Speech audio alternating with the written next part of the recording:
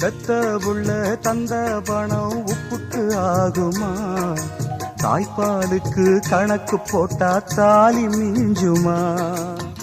பாயக்கட்டி வளர்த்த புள்ள மல்லு கட்டி நிக்குதடி, வாங்கி தந்த காசுக்கெல்லாம் வட்டி கட்ட சொல்லுதடி. கோடு ஒண்ணு கிழிக்க வச்சு கும்மி அடிக்குது அம்மாடி. சம்சாரம் அது மின்சாரம், சம்சாரம் அது மின்சாரம்.